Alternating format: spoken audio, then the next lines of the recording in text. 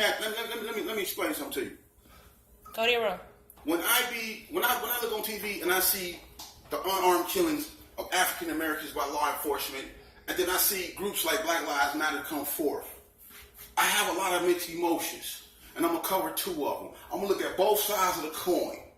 All right. So now, Black Lives Matter is a reaction to something that people perceive as an injustice: the unarmed killing of African American males by they believe overzealous police.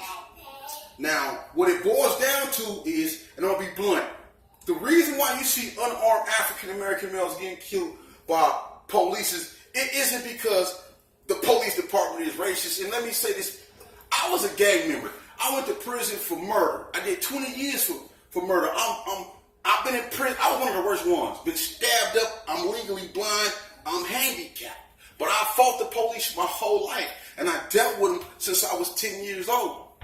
And let me say this right here: the reason why police are quick on the draw is because when you go into a community and you see the destruction and the devastation that they inflict upon each other, and I mean us young African American males, I don't care if you live in New York, Baltimore, LA, Atlanta, wherever it is, when you see the destruction that goes on in that community, and it ain't just black on black killings, it's the robbing, the raping, it's the disregard for human life. When you come and you see that, it has a profound effect on you. Law enforcement officers are trained to protect and serve, but they are humans. And when you constantly see stuff like that, savagery, brutality, barbarism, it makes you quick on the trigger. Because if I was law enforcement and I went in a community where I see people just kill indiscriminately, throw bottles at me, rape their women, pimp their women, leave their children at home, smoke crack, sell crack. Hell, I want to go home at night too because I got a family. So if a man make a mistake and I know how he is over there, hey, tragedy. But it ain't my fault though. It's where I'm at and it's how they live. It's a reaction. So before Black Lives has to matter, they got to understand it has to matter to them first. You can't ask the police department to respect you when you don't respect yourself.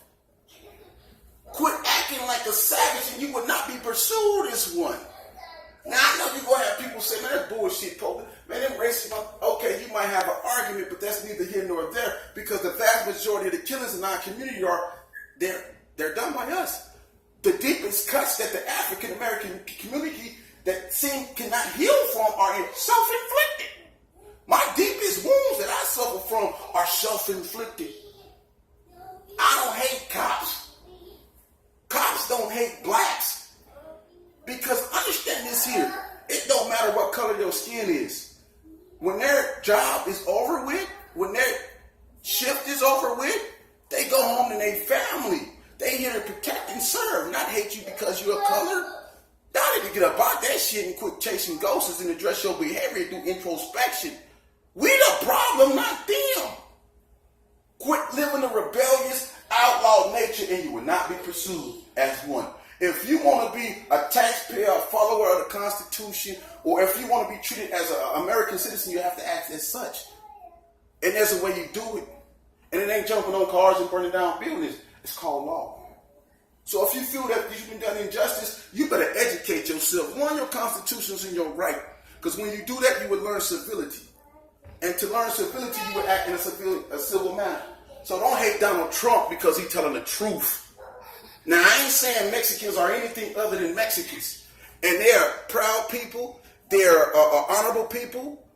You know, and whatever he said that they feel disrespectful with him, that's his argument with them. I'm saying as an American, in order for law enforcement and the black community to bridge the gap, we both have to look in the mirror. Which means we have to look at each other and say, man, you know what? I made you do what you did because of the way I act, but at the same time, all of us don't act like that. So let's just have this conversation so this shit can cease because too many mothers went to funerals and too many police's wives have been raped behind stuff they do not mean to happen. And I'm going to go further, but this is part one.